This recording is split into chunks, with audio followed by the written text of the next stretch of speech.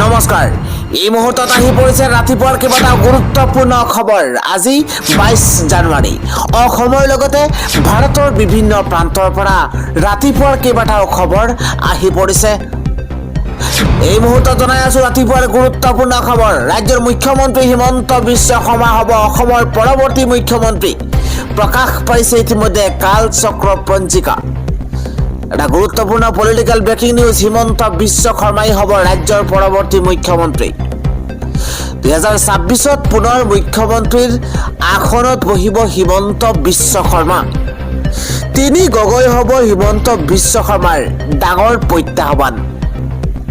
প্ৰত্যাহ্বান নেওচি হিমন্ত বিশ্বই হ'ব মুখ্যমন্ত্ৰী।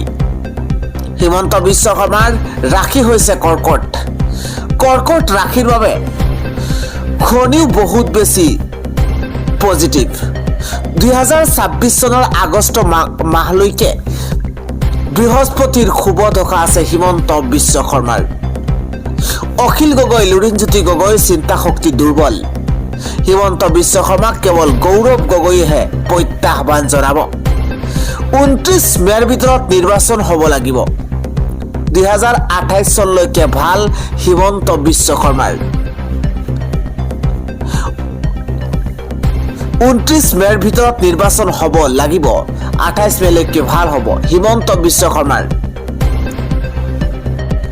এইদৰে ভৱিষ্যতবাণী কালচক্ৰ পূৰ্ণাংগ পঞ্জিকাৰ জ্যোতিষীৰ।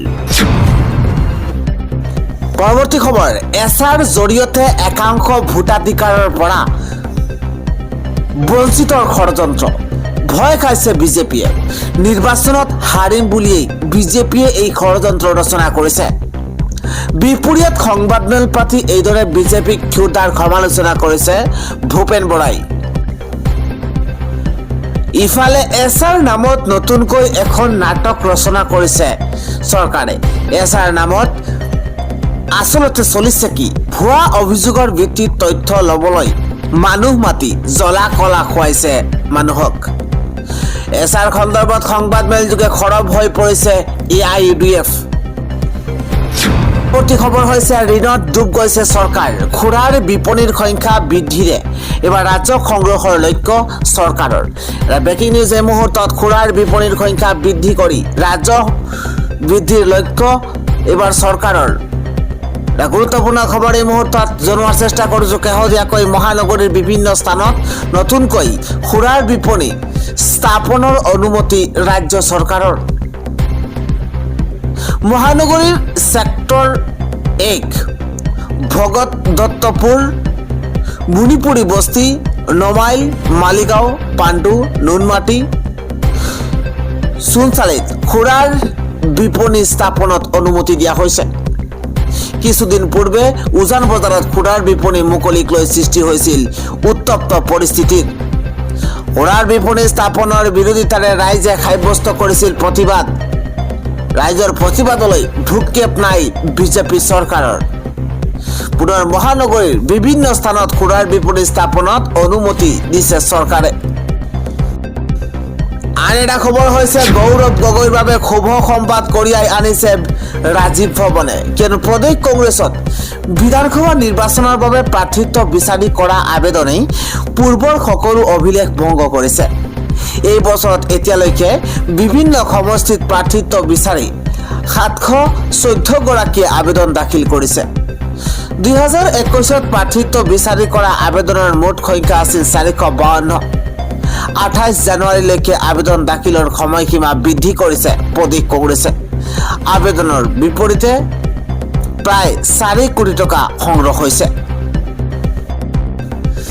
পৰৱৰ্তী খবৰ হৈছে মুখ্যমন্ত্ৰীয়ে কাক অচিনাকি বুলি কৈছে। বিজেপি চৰকাৰে গণতন্ত্ৰক হত্যা কৰিছে। এইদৰে উত্তাল প্ৰতিবাদত গৰজি উঠিছে আমছু। এটা গুৰুত্বপূৰ্ণ খবৰ। এই চৰকাৰখনে গণতন্ত্ৰক হত্যা কৰিবৰ বাবে উঠি পৰি লাগিছে। বিজেপি চৰকাৰৰ বিৰুদ্ধে হুংকাৰ দি পুনৰ গৰজি উঠিছে আমছু। বঙাইগাঁৱৰ পাগলা স্থানত আমছুৰ উত্তাল প্ৰতিবাদী কাৰ্যসূচী। হিন্দু মুছলমানৰ ৰাজনীতি নকৰিলে হিমন্ত বিশ্ব শৰ্মা জিকিব নোৱাৰে। আমি এছাৰ আৰু ভাৰতীয় সংবিধান দুয়োটা ৰক্ষা কৰিব লাগিব। মুখ্যমন্ত্ৰী হিন্দু মুছলমানৰ ৰাজনীতি অসমবাসীয়ে প্ৰত্যাখ্যান কৰিছে। বিজেপি চৰকাৰ মুখ্যমন্ত্ৰীক হুংকাৰ দিছে আমছুৰ সভাপতি ইমতিয়াজ হুছেইনে।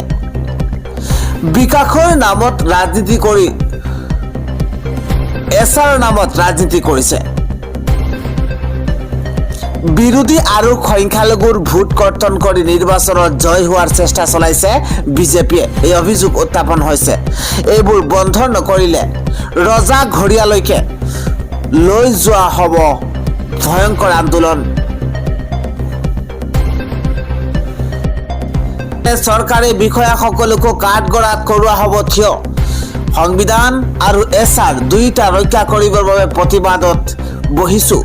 হিমন্ত বিশ্ব শৰ্মাৰ নেতৃত্বাধীন বিজেপি চৰকাৰে গণতন্ত্ৰক হত্যা কৰিছে। ৰাতিপুৱাৰ পৰৱৰ্তী ব্ৰেকিং নিউজ। হয় ভাৰতত খেলক, নহ'লে ভাৰতৰ পৰা বাহিৰ হওক। কঠোৰ ICCৰ বাংলাদেশক নিৰ্দেশ। এটা গুৰুত্বপূৰ্ণ খবৰ। বিদেশী ক্ৰিকেট বোৰ্ডলৈ কঠোৰ সকিয়নি এইবাৰ ICCৰ। হয় ভাৰতত খেলক, নহ'লে বিশ্বকাপৰ পৰা বাহিৰ হওক। T20 বিশ্বকাপক লৈ বাংলাদেশক কঠোৰ সকিয়নি। ভাৰতত বিশ্বকাপ খেলিবলৈ অমান্তি হৈছিল বাংলাদেশ আৰু তাৰ পাছতে বাংলাদেশৰ এই সিদ্ধান্তক সমৰ্থন কৰিছিল একমাত্ৰ পাকিস্তানে। এটা ব্ৰেকিং নিউজ। খেল জগতৰ ডাঙৰ আপডেট। আওপকীয়াকৈ পাকিস্তানকো কঠোৰ বাৰ্তা দিছে ICCয়ে। ভাৰতৰ পৰিৱৰ্তে শ্ৰীলংকাত খেলিবলৈ মন মেলিছিল বাংলাদেশে, কিন্তু নিজৰ সিদ্ধান্তত অটল থাকি বাংলাদেশ ক্ৰিকেট বোৰ্ডক দিছে সকিয়নি। পৰৱৰ্তী খবৰটো হৈছে এছাৰত বিসংগতিৰ অভিযোগ। এইবাৰ জিলাই জিলাই আমছুৰ প্ৰতিবাদ। বিসংগতি আৰু চৰকাৰী ষড়যন্ত্ৰৰ বন্ধৰ দাবীত আমছুৰ বিক্ষোভ। ভোটাৰ তালিকাৰ পৰা হাজাৰ হাজাৰ লোকৰ নাম কৰ্তনৰ অভিযোগ উত্থাপন হৈছে। ভুৱা অভিযোগৰে প্ৰকৃত ভাৰতীয়ক হাৰাশাস্তিৰ অভিযোগ। এবাৰ বিয়লৰ নিৰ্বাচনী বিষয়াৰ বিৰুদ্ধে আদালতলৈ যোৱাৰ হুংকাৰ। প্ৰতিবাদস্থলীৰ পৰাই আমছুৱে বান্ধি দিছে 8টাকৈ দাবী। এটা ব্ৰেকিং নিউজ। NRCত নাম নথকা সকলোৰে নাম ভোটাৰ তালিকাত অন্তৰ্ভুক্ত কৰক। উচ্ছেদৰ বলি হৈ বাসস্থান সলনি কৰা সকলৰ কৰ্তন নকৰিব নাম। বাসস্থান সলনি কৰা সকলক ফৰ্ম 8 দাখিল কৰাৰ অনুমতি প্ৰদান কৰক। NRCত বঞ্চিত সকলৰ আইনগত উপায় সম্পূৰ্ণ নকৰালৈকে নাম ৰাখক। ভোটাৰৰ আপত্তি থাকিলে শুনানিৰ বাবে উপযুক্ত সময় দিয়ক। আপত্তি দাখিল কৰা সকলৰ বিৰুদ্ধে আইনগত ব্যৱস্থা লওক। স্বেচ্ছাচাৰী আপত্তিসমূহ নটিচ জাৰি নকৰাকৈ খাৰিজ কৰক। ভোটাৰ তালিকাৰ এছাৰৰ বিৰুদ্ধে জিলাই জিলাই আমছুৰ প্ৰতিবাদ। আন এটা গুৰুত্বপূৰ্ণ খবৰ হৈছে 30 জানুৱাৰীত অসমলৈ আহিব কেন্দ্ৰীয় গৃহমন্ত্ৰী অমিত শ্বাহ। ডিব্ৰুগড়ৰ খনিকৰ বহুমুখী ক্ৰিয়া প্ৰকল্পৰ উদ্বোধন।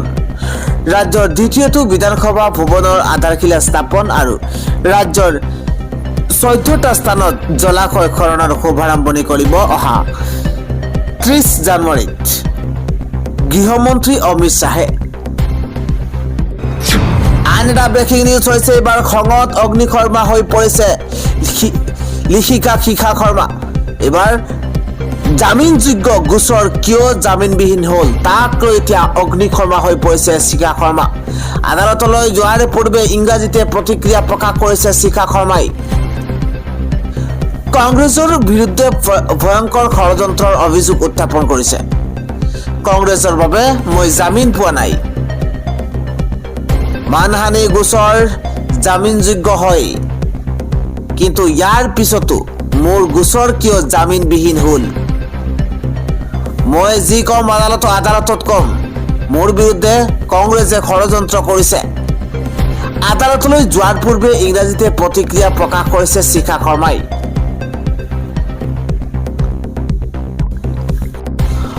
নিৰ্বাচনৰ পূৰ্বে শক্তি বৃদ্ধি এবাৰ কংগ্ৰেছৰ। বিজেপি ত্যাগ কৰি কংগ্ৰেছত যোগদান কৰিছে শ শ বিজেপি নেতাকৰ্মীয়ে। এটা গুৰুত্বপূৰ্ণ খবৰ। নিৰ্বাচনৰ পূৰ্বে শক্তি বৃদ্ধি পাইছে কংগ্ৰেছৰ। কেইবা শতাধিক বিজেপি নেতাকৰ্মী কংগ্ৰেছত যোগদান। বিজেপিত বিশ্বাস নাই, কংগ্ৰেছতহে বিশ্বাস আছে। বিজেপি একো কৰা নাই, কংগ্ৰেছহে কৰিছে। যোগদান কৰিয়ে এই হুংকাৰ বিজেপি নেতাকৰ্মীৰ। এবাৰ খোলা হ'ব, এবাৰ খেলা হ'ব, বিজেপি পৰাস্ত হ'ব, এইদৰে হুংকাৰ দিছে। কংগ্ৰেছত যোগদান কৰিয়েই পৰিৱৰ্তনৰ হুংকাৰ। গৌৰৱ গগৈ নেতৃত্বত কংগ্ৰেছক শক্তিশালী কৰাৰ সংকল্প লৈছে। বিজেপি ত্যাগ কৰিছে শ শ নেতাই। এইবাৰ কাৰ্বি আংলঙত কংগ্ৰেছৰ বৃহৎ যোগদান কাৰ্যসূচী। নিৰ্বাচনৰ পূৰ্বে শক্তি বৃদ্ধি পাইছে কংগ্ৰেছৰ। আন এটা খবৰ হৈছে 14 দিনৰ আলহী হ'ব কেন্দ্ৰীয় কাৰাগাৰৰ শিখা শৰ্মা। শিখা শৰ্মাক ইতিমধ্যে জেললৈ প্ৰেৰণ কৰা হৈছে। এটা ব্ৰেকিং নিউজ, বিতৰ্কিত শিখা শৰ্মাক জেললৈ প্ৰেৰণ কৰা হৈছে। অত্যন্ত গুৰুত্বপূৰ্ণ খবৰ এই মুহূৰ্তত। জুবিন গাৰ্গৰ চৰিত্ৰ হৰণ কৰা শিখা শৰ্মাৰ ঠিকনা হ'ব জেল। 14 দিনৰ বাবে কেন্দ্ৰীয় কাৰাগাৰলৈ প্ৰেৰণ কৰা হৈছে শিখা শৰ্মাক। শিখা শৰ্মাৰ বিৰুদ্ধে BNSৰ 7টাকৈ ধাৰা আৰোপ কৰা হৈছে। 2 দিনৰ আৰক্ষী জিম্মাৰ পিছত জেললৈ প্ৰেৰণ কৰা হৈছে। ক্ৰাইম ব্ৰাঞ্চে সোমবাৰে গ্ৰেপ্তাৰ কৰিছিল শিখা শৰ্মাক। 7টাকৈ ধাৰাত গোচৰ ৰুজু হৈছিল শিখা শৰ্মাৰ বিৰুদ্ধে। পৰৱৰ্তী খবৰটো হৈছে ধৰ্ষণকাৰী ভক্ত দাসক 7 বছৰৰ কাৰাদণ্ড বিহা হৈছে। এইবাৰ ধৰ্ষণকাৰী ভক্ত দাসক 7 বছৰৰ কাৰাদণ্ড। হোজাই জিলা সত্ৰ ন্যায়াধীশ আদালতৰ এক ঐতিহাসিক ৰায়দান। এগৰাকী মুখবধিৰ বিশেষভাৱে সক্ষম যুৱতীক কৰিছিল অপকৰ্ম। 27 বছৰীয়া ভক্ত দাসে 2021 চনত কৰিছিল এই কুকাণ্ড। ঘৰত কোনো নথকাৰ সুযোগ লৈ সংঘটিত কৰিছিল এই লজ্জাজনক ঘটনা। যুৱতীগৰাকীৰ বয়স আছিল 42 বছৰ। 7 বছৰৰ সশ্ৰম কাৰাদণ্ডৰ লগতেই 20,000 টকাৰ জৰিমনা। ভক্ত দাসক 7 বছৰৰ কাৰাদণ্ড দিছে আদালতে। জনাই আছো ৰাতিপুৱাৰ পৰৱৰ্তী খবৰ। 24 ঘণ্টাৰ ভিতৰতে বন্ধ মাদ্ৰাসা খোলাৰ নিৰ্দেশনা দিয়া হৈছে। বিজেপি চৰকাৰে বন্ধ কৰিব নোৱাৰিব মাদ্ৰাসা। এটা গুৰুত্বপূৰ্ণ খবৰ। চৰকাৰে বন্ধ কৰিব নোৱাৰিব মাদ্ৰাসা। অবৈধ বুলি কৈ বন্ধ কৰা মাদ্ৰাসা খোলাৰ নিৰ্দেশনা দিয়া হৈছে। বিজেপি চৰকাৰে কোনো মাদ্ৰাসা অবৈধ বুলি বন্ধ কৰিব নোৱাৰিব। মাদ্ৰাসা সন্দৰ্ভত এলাহাবাদ উচ্চ ন্যায়ালয়ে এই বৃহৎ ৰায়দান প্ৰদান কৰিছে। স্বীকৃতি নোপোৱা বুলি বন্ধ কৰা মাদ্ৰাসা 24 ঘণ্টাৰ ভিতৰত খোলাৰ নিৰ্দেশনা দিছে। মাদ্ৰাসালৈ বৃহৎ সকাহ এইবাৰ ন্যায়ালয়ৰ। নিৰ্দেশনাৰ পাছতে হাজাৰ হাজাৰ মাদ্ৰাসাৰ আঁতৰিব পাৰে নিষেধাজ্ঞা। নিৰ্দেশনাৰ পাছতে হাজাৰ হাজাৰ মাদ্ৰাসাৰ আঁতৰিব পাৰে নিষেধাজ্ঞা।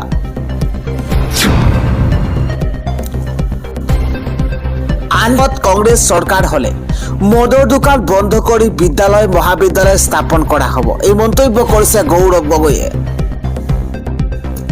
2026 চনৰ বিধানসভা নিৰ্বাচনৰ পূৰ্বে কাৰ্বি আংলং জিলাৰ ডেংগাঁৱত ৰাজ্যৰ প্ৰধান বিৰোধী দল কংগ্ৰেছে এক বৃহৎ কৰ্মী সভা অনুষ্ঠিত কৰি কাৰ্যত পাহাৰীয়া জিলাখনত আগন্তুক বিধানসভাৰ নিৰ্বাচনৰ ৰণডংকা বজাইছে। কংগ্ৰেছৰ ভালেকেইগৰাকী আগশাৰীৰ নেতা অংশগ্ৰহণেৰে অনুষ্ঠিত হোৱা সভাখনত কংগ্ৰেছৰ নেতৃত্বই বিজেপি চৰকাৰখনত খুটাৰ সমালোচনা কৰাৰ লগতে দলীয় কৰ্মীসকলক আগন্তুক নিৰ্বাচনৰ বাবে টঙালি বান্ধিবলৈ প্ৰেৰিত কৰিছে।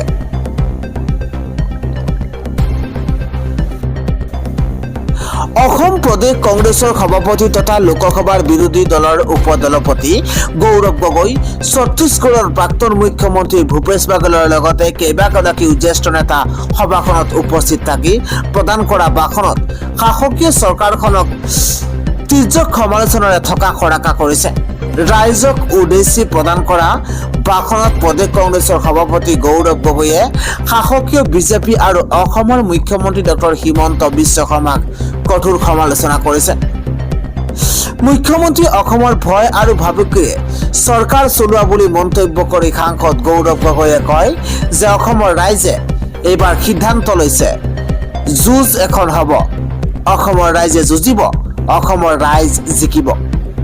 চৰকাৰখনে আঁচনি দিয়াৰ বাদে একো কাম কৰা নাই বুলি মন্তব্য কৰি সাংসদ গগৈয়ে আঁচনি সকলোৱে পায়নে, ঔষধ কম মূল্যত পায়নে, গাঁৱৰ বাট পথৰ অৱস্থা ভালনে, অথবা জল জীৱন মিছন আঁচনিৰ পাইপেৰে পানী ওলায়নে বুলি ৰাইজক প্ৰশ্ন কৰি এয়া বিজেপি দলৰ কামৰ নমুনা বুলি কটাক্ষ কৰিছে।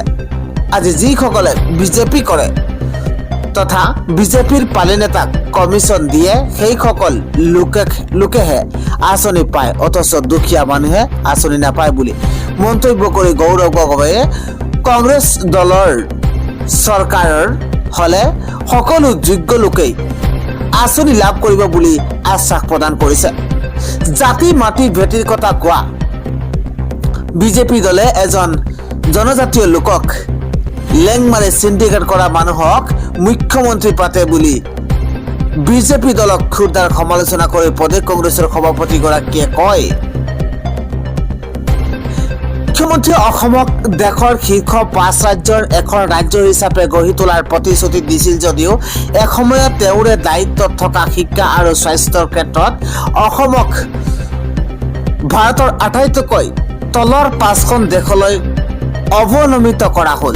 কংগ্ৰেছৰ 15 বছৰীয়া শাসনকালত 10,000 কোটি টকাৰ ঋণৰ বোজাক লৈ সংবাদমেল পাতি হৈচৈ কৰা ডক্টৰ হিমন্ত বিশ্ব শৰ্মাৰ শাসনত অসম চৰকাৰৰ ঋণৰ পৰিমাণ 1.5 লাখ কোটি লৈ বৃদ্ধি পোৱা বুলি মন্তব্য কৰি সেই বৰ্ধিত ঋণ পৰিশোধৰ বাবে সাধাৰণ জনতাৰ কৰ কাটল, ভূমি ৰাজহ 4 গুণ বৃদ্ধি কৰা, বিদ্যুতৰ বিল GST বৃদ্ধি কৰাৰ পিছতো ধনৰ বোজা মাৰিব নোৱাৰি অসমৰ চুকে কোণে খুৰাৰ দোকান খুলি ৰাজহ বৃদ্ধিৰ পৰিকল্পনা কৰিছে। অসমৰ যুৱকে চাকৰি কৰিব নালাগে, বৰঞ্চ তেওঁলোকক মদ খুৱাই সকলোবোৰ তেওঁলোকক ঘৰ ধ্বংস কৰি সেই ধনেৰে চৰকাৰে ঋণ পৰিশোধ কৰিব বিচাৰিছে। অসমত কংগ্ৰেছ চৰকাৰ হলে মদৰ দোকান বন্ধ কৰি বিদ্যালয় মহাবিদ্যালয় স্থাপনৰ গুৰুত্ব দিয়া হ'ব। এতিয়া ভীতিগ্ৰস্ত হোৱা বিজেপি দলে ক্ষমতাৰ বাবেই একাংশ জনতাৰ নাম ভোটাৰ তালিকাৰ পৰা কৰ্তন কৰি বিহাৰ উত্তৰ প্ৰদেশৰ পৰা বিজেপি দলৰ সদস্য আনি ভোটাৰ তালিকাত ভৰ্তি কৰোৱাৰ চেষ্টা কৰিছে। হিমন্ত বিশ্ব শৰ্মাই এতিয়া অসমৰ ৰাইজৰ নহয়, বৰঞ্চ উত্তৰ প্ৰদেশ বিহাৰৰ বিজেপি সমৰ্থকৰহে মুখ্যমন্ত্ৰী হ'ব বিচাৰিছে। মুখ্যমন্ত্ৰীয়ে অসমৰ সকলো জাতি জনগোষ্ঠীৰ লোকক অন্যায় কৰি আছে। অসমৰ জাতি মাটি সংস্কৃতি ৰক্ষা কৰিবলগীয়া হলে মুখ্যমন্ত্ৰী ডক্টৰ হিমন্ত বিশ্ব শৰ্মাক বিদায় দিব লাগিব বুলিও কৈছে। গৌৰৱ গগৈয়ে ভাষণৰ মাজতে জয় জুবিনদাৰ ধ্বনিৰে জুবিন গাৰ্গৰ মৃত্যুৰ ন্যায় বিচাৰি ন্যায় দাবীত প্ৰসংগ উত্থাপন কৰি প্ৰধানমন্ত্ৰীৰ অসম ভ্ৰমণৰ সময়ত এবাৰলৈকে জুবিন গাৰ্গৰ সমাধি ক্ষেত্ৰলৈ নোযোৱা কাৰ্যক কঠোৰ সমালোচনা কৰিছে। জুবিন গাৰ্গৰ নামত প্ৰধানমন্ত্ৰী মুখ্যমন্ত্ৰীৰ কিহৰ এলাৰ্জি হয়, তেওঁলোকৰ মনৰ মাজত কি আছে বুলি প্ৰশ্ন কৰি ডক্টৰ হিমন্ত বিশ্ব শৰ্মাৰ মনত জুবিন গাৰ্গৰ প্ৰতি যদি সামান্য শ্ৰদ্ধাও থাকিলেহেঁতেন তেওঁ প্ৰধানমন্ত্ৰীক জুবিন ক্ষেত্ৰলৈ লৈ গলেহেঁতেন বুলি মত প্ৰকাশ কৰিছে।